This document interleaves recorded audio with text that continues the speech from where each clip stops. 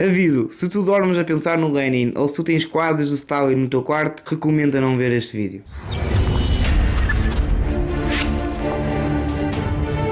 Boa tarde a todos, este é o canal Jovem Interessado e eu sou o Paulo Lopes. Hoje vamos falar sobre a Revolução Russa, mas mais especificamente sobre o terror de Lenin. Infelizmente existem muitos comunistas que negam esse terror, então hoje nós vamos falar sobre vários livros que comprovam o contrário. Como Lenin fez o terror na Rússia entre 1917 e 1922. Atenção, eu sei que Lenin morreu depois disso, mas hoje o vídeo será sobre estas alturas específicas. Calma. Primeiro, pedimos desculpa porque esta luz está na minha cara e eu esqueci-me de ver isso enquanto estava a gravar. E segundo, para vos dizer que se vocês quiserem ajudar o canal em futuros projetos, o link está na descrição. É isso e um ótimo vídeo. Específicas. Mas antes de nós falarmos sobre o terror de Lenin contra o próprio povo, nós temos que falar o terror de Lenin para com as pessoas do próprio partido. Então para isso nós temos um dos livros mais fundamentais sobre este assunto, que é da professora Sheila Fitzpatrick, que se chama Revolução Russa. Era um bocado óbvio. Então vamos lá ver o que ela lá diz. Em um movimento que surpreendeu os líderes faccionais, o grupo de Lenin introduziu no 10º Congresso do Partido e aprovou uma resolução na unidade do partido, que ordenou que as facções existentes se dissolvessem e proibissem qualquer outra atividade faccional dentro do próprio partido. Então, inicialmente já podemos ver que Lenin proibia qualquer pessoa que se opusesse a ele. Se tu fosses um bolchevique, mas tu não concordasses com alguma medida de Lenin, tu eras expurgo do partido. Mas a professora Sheila Fitzpatrick continua a falar sobre este congresso em 1921, onde Lenin expurgou mais ou menos 25% de membros do próprio partido bolchevique. Então, vamos continuar a abordar e vamos ver o que a professora Sheila Fitzpatrick tem mais para dizer. No outono de 1921, no entanto, um expurgo em grande escala dentro do partido foi conduzida por iniciativa de Lenin. Os principais objetivos alegados do expurgo partidário eram eliminar os carteiristas e os inimigos de classe. Agora muitos webcomunistas podem vir para os comentários e dizer: estás a ver? Lenin só expulsava os inimigos de classe da Revolução Proletária Bolchevique. Mas nós temos que ver quem eram esses inimigos de classe ou ver quem eram esses carteiristas que tanto se falou neste livro. Então vamos ver o que a mesma professora Sheila Fitzpatrick tem a falar sobre os inimigos de classe bolchevique. Lenin enfatizou que todos os membros do Partido Comunista Russo, que estavam em menor grau suspeitos ou não confiáveis, devem se livrar de, isto é, ser expulso da festa, e como T.H. Reilly comenta, é difícil de acreditar que nenhum oposicionista estava entre quase os 25% de membros do partido que se julgaram indignos. E então no final de 1921, Lenin expurgou quase 25% de membros do partido, e não porque eram inimigos de classe, ou porque eram carteiristas, ou eram capitalistas, ou eram kulaks, mas sim porque essas pessoas não concordavam com as medidas ditatoriais do próprio Lenin. Não só Lenin aplicou esses métodos ditatoriais e de expurgos, como posteriormente o Stalin fez igual. Portanto, mesmo que alguém vier para os comentários dizer que foi o Stalin que fez isso e não foi o Lenin, não. O Lenin começou e o Stalin seguiu, como agora vamos ver com a mesma professora Sheila Fitzpatrick. A prática de usar esses métodos administrativos para reforçar a unidade da liderança foi posteriormente desenvolvida por Stalin, depois que ele se tornou secretário-geral do partido, ou seja, chefe do secretário do Comitê Central em 1922. E os estudiosos costumam considerá-lo o verdadeiro fiel da morte da democracia interna dentro do Partido Comunista Soviético. Mas foi uma prática que se originou com Lenin e a saída do conflito do 10º Congresso Nacional do Partido, quando Lenin era o estrategista mestre e Stalin e Molotov eram os seus fiéis capangas. Então não só Lenin como Stalin tinham o mesmo objetivo, que era poder, e quem não concordasse com isso, havia terror, havia expurgos. Então, para nós passamos para o segundo capítulo deste vídeo, nós temos que ver um vídeo. É verdade, isto não é só livros, senão também é muito cansativo. Então, vamos ver aqui um vídeo onde a professora Sheila Fitzpatrick fala exatamente sobre esta parte da revolução. With regard to irritating the other revisionists, well, I was myself irritated by them.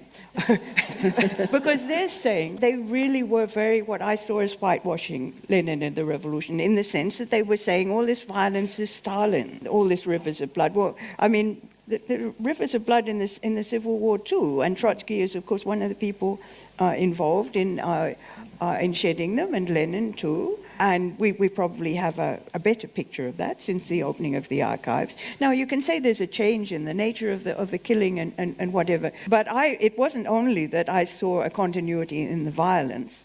I saw a continuity in that I thought Stalin was trying to complete Lenin's revolution, like it or not. You know, in the course of writing that book on the Russian Revolution, I realized that I really didn't like revolutions, that I think what happens in revolutions is that you have people putting out good sounding slogans about liberty or social or equality or whatever. But what they do is call forth the base passions. And what people can do in revolutions is to take revenge on the people that they've resented all along or envied. And that's what they do. So there are tremendous costs of taking away those normal constraints and saying it's okay to attack the enemies, whoever you think the enemies are. So I came to a rather negative view of revolution. Nós já vimos o que aconteceu nesta altura em 1921, expurgos e terror de Lenin, mas mesmo assim há pessoas que continuam a defender o Lenin, continuam a defender os métodos ditatoriais dele. Então, como um bom advogado de defesa que eu sou, nós vamos ao site do Marx.org, que é um site marxista. Então lá nós vamos ver o que os próprios marxistas ou leninistas, como vocês quiserem chamar, têm a dizer sobre os expurgos que aconteceram nesta altura. Aproximadamente mais de 170 mil pessoas, quase 25% de membros do partido, foram expulsos. Isso melhorou a composição social do partido, fortaleceu a disciplina, deu ao partido um grande prestígio entre a comunidade trabalhadora. Foi difícil ler isto sem me rir, confesso. Mas agora há muitas pessoas que podem vir mesmo assim para os comentários dizer todas as tuas fontes são capitalistas burguesas. Então, para comprovar que Lenin realmente defendia o terror, nós temos que ir ao próprio livro de Lenin, que infelizmente eu tive que ler para gravar este vídeo. Para quem não sabe, Lenin escreveu um livro em 1918 chamado Estado e a Revolução, onde lá ele defende o terror. Eu li em uma semana porque eu não conseguia ler mais do que 5 páginas seguidas, porque eu nunca vi tanta burrice num livro só. Mas lá nós vamos ver que o próprio Lenin, no seu próprio livro, defendia o terror na violência da ditadura bolchevique, ditadura do proletariado. Então vamos ler o próprio livro de Lenin. O proletariado necessita do poder do Estado, de uma organização centralizada da força, de uma organização da violência, tanto para reprimir a resistência dos exploradores, como para dirigir a imensa massa da população, o campesinato, a pequena burguesia, os semi-proletários, na obra da organização da economia socialista. E então não só as fontes capitalistas burguesas diziam que Lenin defendia o terror, como o próprio Lenin dizia que defendia o terror. Então, para este capítulo, nós já encerramos. 2. A guerra contra o povo.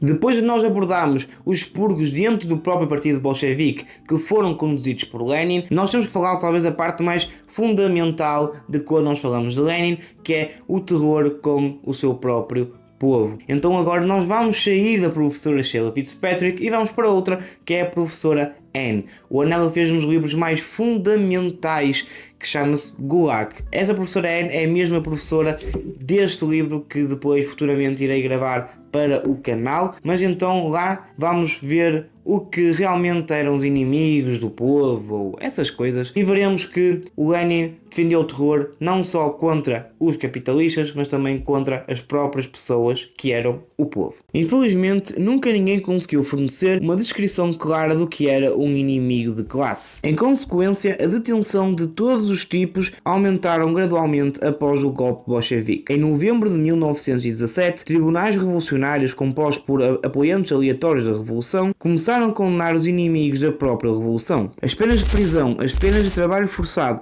e até as penas de morte foram de banqueiros às esposas dos comerciantes ou até aos especuladores, ou seja, qualquer pessoa envolvida em uma atividade económica independente. Então nós podemos ver que não só a professora Sheffield Fitzpatrick como a professora Anne diziam o mesmo. Os inimigos do povo era qualquer pessoa que era contra o Lenin. Mas um dos episódios mais importantes da Revolução Russa neste tempo de Lenin foram os marinheiros de Krasnaya. Para quem não sabe, os marinheiros de Krasnaya foi a principal força responsável para ajudar o golpe bolchevique em outubro. O que acontece é que após outubro as promessas de Lenin não foram cumpridas. As promessas eram pão, terra e paz. E claramente que Lenin não cumpriu isso, pelo contrário, o terror aumentou e a fome também aumentou. Que tinha sido os principais apoiadores dos bolcheviques durante a Revolução de Outubro de 1917, expressou solidariedade com os trabalhadores em greve, liderado por Stefan Petrichenko.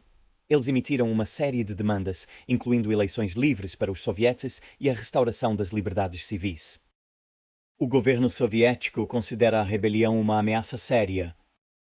Uma resposta militar foi ordenada por Trotsky e 60 mil soldados bolcheviques foram enviados para esmagar a revolta no dia 7 de março de 1921. Então os marinheiros de Krosnat ficaram contra os bolcheviques. A principal força que ajudou o Lenin foi a principal força que depois também ficou contra o Lenin. Então nós vamos ver um dos relatos dos marinheiros de Krosnat no livro The Mensheviks After October Socialist do professor Vladimir.